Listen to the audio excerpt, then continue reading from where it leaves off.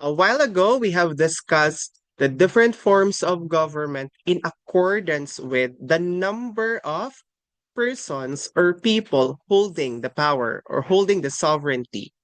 First, we have monarchy, which is the rule of one. Under monarchy, we have I mean, absolute monarchy, and at the same time, limited and constitutional monarchy. Pag monarchy, rule of one. Pag direct or absolute monarchy, the power of the monarch, it's either the king or the queen, is unlimited, no limitation at all.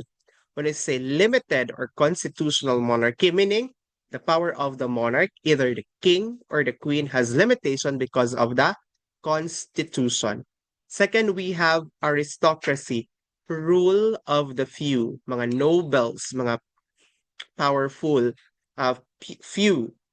Under aristocracy, we have oligarchy, which is the rule of the few rich. That is oligarchy. Oligarch, rich, mga wealthy people, wealthy family.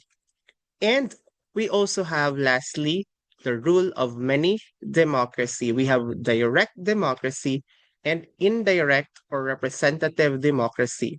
When you say direct democracy, people directly um, interact with the people in the government or the people who are in the position. When we say indirect or representative democracy, just like here in the Philippines, we elect our representatives in the Congress or in the House of the Representatives and the House of the Senate.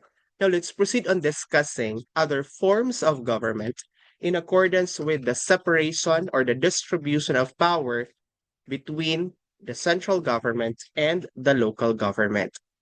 So first we have the unitary government. When we say unitary government, meaning there is only one holding the power, only the central government. So the central government holds all the power. There is no local government power in terms of um, this kind of a form of government. Unitary government, a form of government that the national or central government holds all the power. And on the other hand, when you say federal government, this is something that the former President Rodrigo Roa Duterte is fighting for, the federal form of government. So the federal form of government aims that the power of the government be separated between the national government and the local or regional government. It is very easy to remember. Pag unitary government, central rule. Again, pag unitary government, central rule. When we say federal government, the power is divided between the central government and the local government. Again, unitary, just the central government. Federal, the power is divided between the central government and the local government. Lastly, we have the forms of government in accordance with the relationship between the legislative branch and the executive branch. First, we have the parliamentary form of government. This happens during the Marcos regime. So basing a question during the LET, whose presidency that the Philippines holds a parliamentary form of government, that is during the presidency of Ferdinand Marcos Sr. The parliamentary form of government, it is a system wherein ang atoang legislative branch and executive branch is one. There is no strict separation. So meaning, ang executive branch and legislative branch is headed by the president himself or herself. That is the parliamentary form of government, just very easy to remember. Legislative branch and executive branch is one parliamentary form of government. When we say presidential government, the same with the current government that the Philippines is using. This is characterized by the clear separation of powers between the legislative and the executive branch. So there is a separation of power between the executive and the legislative branch. Again, parliamentary, executive, and legislative is one. Presidential, legislative, and executive are separated. In accordance with the power or the distribution of power between the central and the local government, when we say unitary, central government lang ang naipower. When we say federal, divided ang power between the central government and the local government. So let's proceed to discussing constitution. So when we say constitution, it is the fundamental law of the land by which the fundamental powers of the government are established, limited, and defined by which those powers are distributed among several departments for the more safe and useful exercise for the benefit of the body of the politics.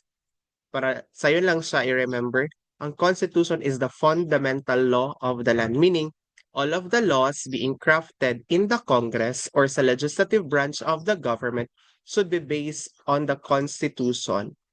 Otherwise, it would be considered as unconstitutional, meaning the budget allocation should be based on the Constitution. All of the laws, the rules, the regulations that our Congress or the lawmaking body will be crafting should be under or should be in line with the Constitution. This will ensure that our government officials will not abuse their powers, will just definitely do their jobs and responsibilities. But for let purposes, ang clue lang i-remember pag Constitution, fundamental law of the land. Again, fundamental law of the land, Constitution. Again, fundamental law of the land, that is Constitution. Now, let us not dig in deeper to the different articles of the Constitution, but please be reminded that you need to memorize the title of the different articles in the Constitution because in previous let exams, so na ay mga questions about what article is the suffrage, what article is the citizenship, what article falls under legislative department. So just the title and the article number. First is the preamble. Again, first, the very important part or the very first part of the Constitution is the preamble. Article 1, national territory. Article 2, declaration of principles and state policies. Number 3 or Article 3, Bill of Rights. This is also one of the most important part of the Constitution, the Bill of Rights. Number 4, citizenship. Number 5 or Article 5, suffrage or our right towards being voted and to vote. Article 6, Legislative Department. Article 7, Executive Department. Article 8, Judicial Department. Article 9, Constitutional Commissions. And we have 3 constitutional commissions. Unsay pasabot sa constitutional commissions? When we say constitutional commissions, they are not under the executive branch of the government. Again, they are not under the executive branch of the government, meaning they have their own autonomy because they play a special role in the government. Just like, for example, the Commission on Audit to make sure that as they do their job, they are objective, so they are independent from any of the branches of the government. They are independent from the executive branch, they are independent from the legislative branch and from the judicial branch, so that when they do the auditing, when they do their job, there is no bias. So commission is on audit is a constitutional commission. The same with the Civil Service Commission and Commission on Elections. So i-remember, i-memorize ang mga constitutional commissions because during the let, the PRC could ask the question, just like this one. The following are the agencies under constitutional commissions except. So pangitaon nimo ang dili constitutional commission. So memorize this one. Constitutional commissions, we have Civil Service Commission, Commission on Elections, and Commission on Audit. Article 9 is local government. Article 10 is local government. Article 11 is accountability of public trusts. Article 12 is national economy and patrimony. Article 18 is social justice and human rights. Article 14, education, science, technology, arts, culture, and sports. Article 15, the family. Article 16, general provisions. Article 17, amendments or revisions. And Article 18, transitory provisions. So memorize, familiarize all of the articles, most especially Article 14 because it has to do with education, Article 9, Constitutional Commissions, and at the same time, Article 3, Bill of Rights, Article 4, Citizenship, and Article 5, Suffrage. These are the articles that you need to be familiar with. Now, let us be familiar with the preamble. This is very important. So sabay-sabay tayo. Everyone, sabay-sabay, the preamble. Again, sabay-sabay, the preamble. We, the sovereign Filipino people, imploring the aid of Almighty God in order to build a just and humane society and establish a government that shall embody our ideals and aspirations, promote our common good, conserve and develop our patrimony, and secure to ourselves and our posterity the blessings of independence and democracy under the rule of law and a regime of truth, justice, freedom, love, equality, and peace, do ordain and promulgate this Constitution. This is very important that we need to be familiar with or pwede po siya i-memorize good nato ang preamble because this will be the basis no of all of the things that we should do as Filipino citizens. The preamble of the 1987 Philippine Constitution. Now moving forward, let's discuss more about the different Philippine constitutions no in the past and currently. First, we have the Malolos Constitution. So this was approved for the establishment of the Philippine Republic. This was the constitution used when the president of the Philippines was Aguinaldo, Emilio Aguinaldo. Malolos Constitution. Again, Malolos Constitution was the president during that time was Emilio Aguinaldo. Ang i-remember lang, approved for the establishment of the Philippine Republic Malolos Constitution. Again, Philippine Republic Malolos Constitution. Kinsa nga president? Emilio Aguinaldo. Again, Malolos Constitution, Emilio Aguinaldo, Philippine Republic. Japanese sponsor republic, Philippines was considered a puppet state. Kinsa ang puppet president? Si Laurel. Again, Laurel. Jose P. Laurel, the Japanese-sponsored republic. Again, Japanese-sponsored republic, ang Philippines was considered a puppet state. Kinsa ang puppet president? Si Laurel. Puppet siya sa Japan government. Japanese-sponsored republic, Philippines is a puppet state. Next is the 1935 Constitution, also known as the Commonwealth Constitution. This was during the time when the United States, no, is holding a part of power in the Philippine government. Commonwealth. So pasabot, shared ang power between the Philippine government and the American government. And the chairman of the Constitutional Commission that allows the establishment of the 1935 Constitution was Claro M. Recto. Again, 1935 Constitution, na chairman of the Constitutional Convention, Claro M. Recto. Next, we have the 1973 Constitution. Kinsa ba yung 1973 gani? Okay, President or former President Ferdinand Marcos Sr. This establishes the parliamentary system of the government for the first time. Kinsa? Okay, President Ferdinand Marcos Sr. And the chairman of the CONCON or Constitutional Convention, both si former President Carlos P. Garcia and Diosdado Macapagal. Again, former President Carlos P. Garcia and Diosdado Macapagal. Basi i-ask, what constitution allows the establishment of the parliamentary system? For the first time in the Philippines, 1973 Constitution during the time of former President Ferdinand Marcos Sr. Lastly, we have the 1987 Constitution, the current Constitution that we are using. The chairman of the CONCON during the 1986 that allows the establishment of the 1987 Constitution is Cecilia Munoz Palma. And it was ratified by Filipino people on February 2, 1987. So meaning when we say ratified, it was approved no by the Filipino people, the 1987 Constitution. Kaya supod sa gitawag og People's Constitution. Again, People Constitution kaning 1987 Constitution. Basing i-ask no what is the other name or term for 1987 Constitution, People's Constitution na siya because it was ratified or approved by the entire citizenry of the country. And ang 1987 pod Constitution approved the Constitutional Commission. Katugon na sa Article 9 ganina sa Philippine Constitution or sa atoang Constitution, mga constitutional commissions, the Commission on Elections, Civil Service Commission, and Commission on Audit. That is the product or byproduct of the 1987 Constitution.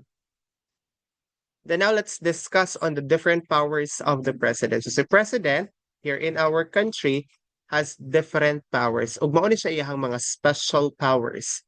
First, we have the power of appointment. So meaning, the President of the Philippines has the power to appoint members of the constitutional commissions.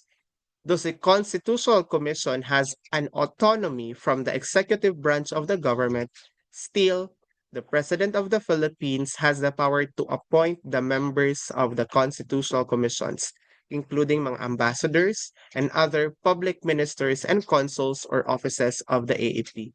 So daghan kailangan i-appoint sa president. Daghan siya power of appointment, including mga cabinet secretaries, ihapod na siya.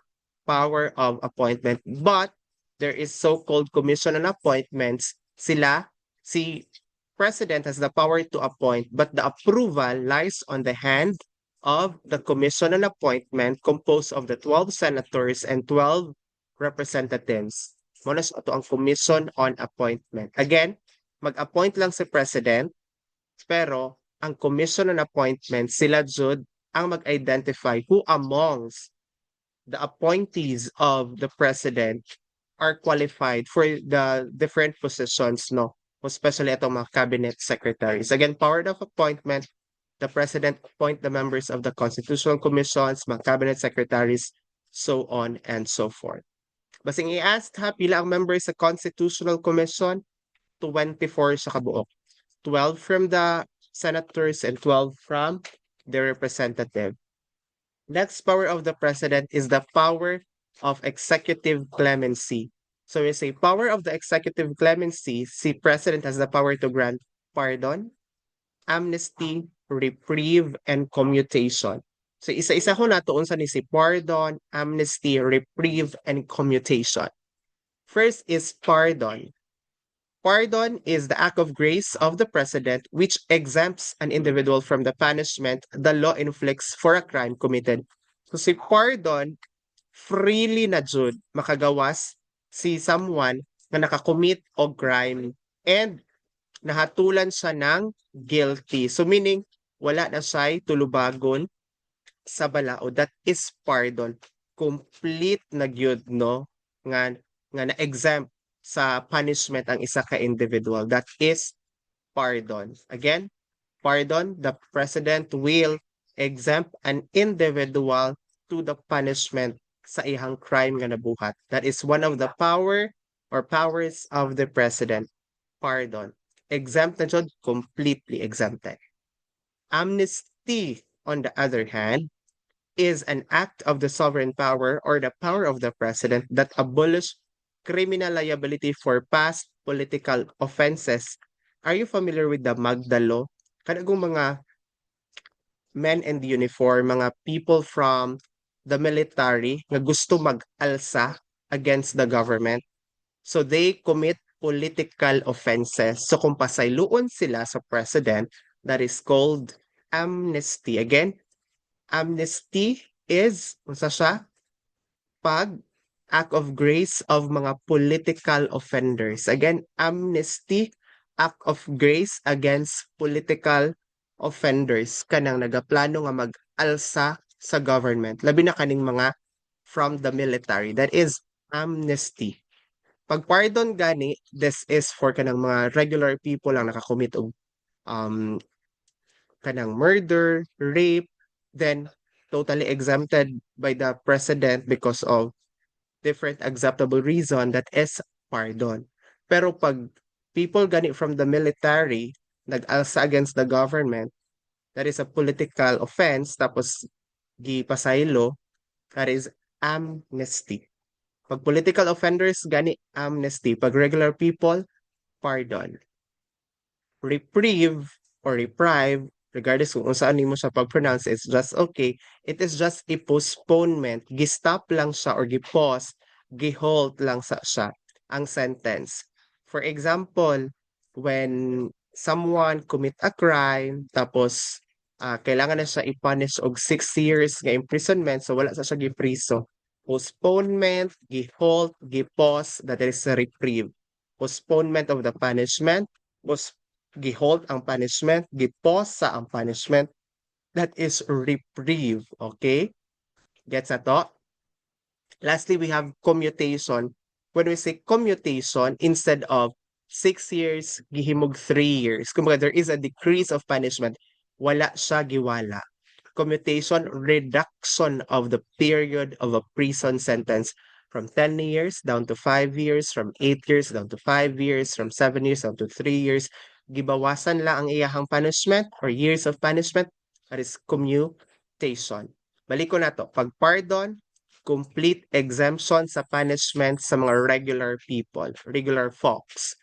Pag amnesty, complete exemption sa punishment for political offenders kaning ato ang mga men in uniform nga nag-alsa against sa government. Reprieve, including sa amnesty kaning mga NPA kana apil na sila dira sa amnesty. Reprieve, gi-pause, gi-postpone, gi-halt lang sa ang punishment. Wala sa gi-execute ang punishment. Pero naadjud ang punishment, gi-stop lang sa siya kadali, gi-pause sa siya, gi-halt or gi-postpone. Si commutation gibawasan, instead of 6 years, gihimog 3 years, instead of 10 years, gihimog 5 years. Gets that to? Now let's do a quick recap, no? Balik ko na to tanan from the very beginning. Before ta we'll proceed to our practice test. Pag political science gani, that's the study of policy, the study of government and politics. Again, political science, the study of policy, the study of state, government, and politics. Pag policy, city-state. Again, policy, city-state. Father of political science, Aristotle. Again, father of political science, Aristotle. Let's proceed to the basic concept of politics. Ato lang pasadahan ha as a quick review. Order, primary thrust of politics. Again, primary thrust of politics, order. Next, we have getting others to comply, power. Again, getting others to comply, that's power. The application of power for the benefit, for the welfare, for the interests of the majority, justice. Again, application of power for the interests, for the welfare of the people or the majority, justice. Then we have the elements of the state. Let's start with people. Population, citizen, inhabitants, people. Again, inhabitants, population, citizens, people. Territory, definite geographic area. Clue to remember, definite geographic area, territory. Instrument and agency which the will of the people reside, government. Again, agency or instrument which the will of the people reside, government. Sovereignty, it is the supreme power of the state. Again, clue to remember, supreme power of the state, sovereignty. Then let's proceed to the different powers of the state.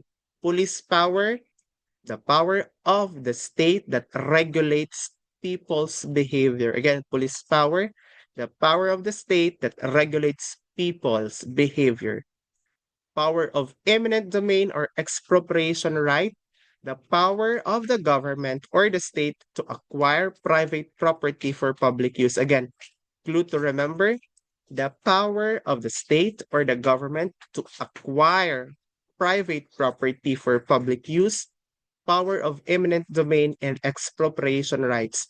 Katong bayad nga ihatag sa owner sa private property, just compensation. Again, the payment for the private property being used, by the public, just compensation.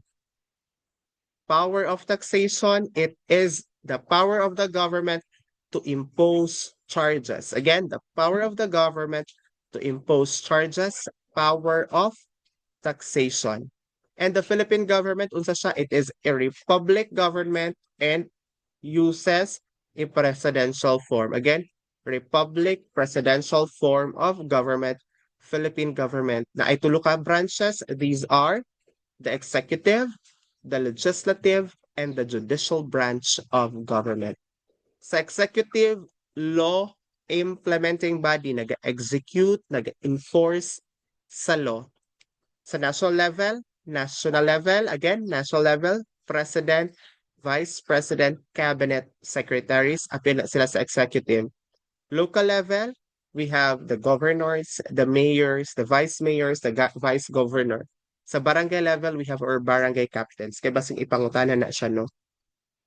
Because the smallest unit of the government is the barangay. Dili purok ha, but the barangay. Then we have the legislative branch, our law-making body. In the national level, we have the Congress divided into two houses, the House of the Senate and the House of the Representative.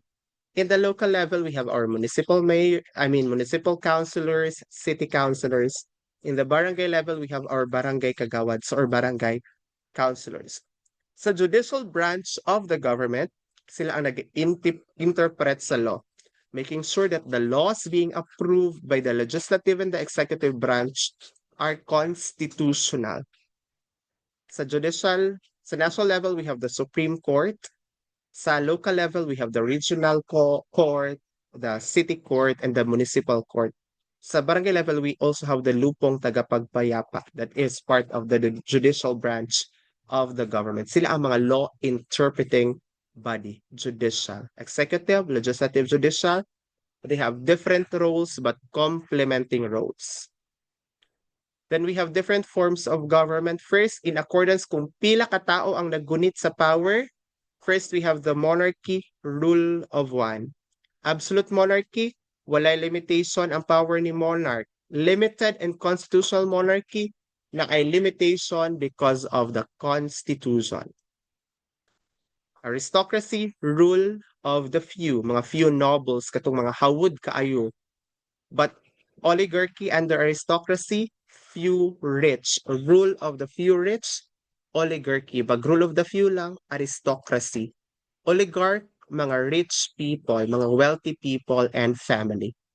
Lastly, democracy. This is in accordance to the number of persons who hold the power. The form of government democracy, rule of many. Pag direct democracy, directly jud people are interacting with the government. Pag indirect democracy, there is an elected or there are elected representatives. Para here sa Philippines, we have our district representatives, we have our party list representatives, and our senators also act as the representatives of the people or the citizens of our country. That's indirect democracy. Then forms of government in accordance with the distribution of powers, both from the central and the local government. Pag unitary gani, sa central lang, sa national lang level. Again, unitary, the power is only on the central government. Pag federal, divided ang power sa central government and sa local or regional government. Forms of government in accordance to the relationship between the legislative and the executive branch. Pag isa lang si legislative and sa executive, unsay tawag? Parliamentary government. Kinsa nga regime or kinsa nga presidency? Former President Ferdinand Marcos Sr. Pag presidential government, separate sa legislative, separate sa kay executive. So that's very easy to remember. Constitution, clue to remember, fundamental law of the land. Basis sa tanang mga balaod nga ginapanday, sa tanang balaod nga ginacraft sa legislative branch of the government. Constitution, the fundamental law of the land. Then we have the preamble and the different articles of the Constitution. Ang pinaka-importante i-memorize, Article 3, Bill of Rights, including the preamble ha, i-memorize po siya. Article 3, Bill of Rights. Article 4, Citizenship. Article 5, Suffrage. Kana siya ang mga importante. Article 9, Constitutional Commissions. We have 3. Civil Service Commission, Commission on Audit, Commission on Elections. Article 14, memorize po na siya. Education, Science and Technology, Arts, Culture and Sports. This is the preamble. I-memorize ang preamble kay basing i-question na siya fill in the blanks ni PRC. Then we have the different Philippine Constitution in the past and currently. We have the Malolos Constitution. Ang clue lang i-remember, Philippine Republic Emilio Aguinaldo. Malolos Constitution. Japanese-sponsored republic, Philippine is a puppet state. Ang puppet president, si Jose P. Laurel. 1935 Constitution, ang isa Commonwealth Constitution. Isa ang chairman, si Claro M. Recto. Katong time ni siya nga si US or ang US government shared ang ilahang power sa Philippine government here in the Philippines. So presence pa sa US during this time, the 1935 Constitution.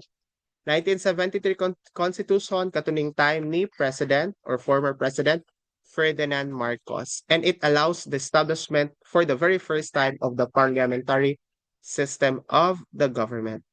1987 Constitution, o sa other term, People's Constitution, kay ratified siya by the Filipino people. During the time ni siya ni President Cory Aquino. 1973, former President Ferdinand Marcos Sr., 1987, former President Cory Aquino. And gi-approve niya ang Constitutional Commission, katong tulo ka Constitutional Commission, Commission on Election, Commission on Audit, and at the same time, the Civil Service Commission. The powers of the President, lastly, we have the power of appointments. Si President ang mag-appoint sa different members of the Cabinet, mga constitutional commissions, mga ambassadors, and etc. And we have different powers of executive clemency, pardon, completely exempted ang isa ka regular folk or regular Filipino na nakakommit og crime. Amnesty, completely exempted sa punishment katong mga political offenders, mga bandit, mga bandido, parang para ng mga NPA and even mga people in the army or the military nga nag-alsa against the government. That is amnesty. Reprieve, gi-postpone, gi-halt, gi-pause sa kadali ang pag-execute sa punishment. That is reprieve. Commutation, gi-reduce lang ang period of imprisonment. For example, from 10 years to 5 years, from 6 years to 3 years. So later we'll proceed to the practice test and we will rationalize all the answers for the practice test.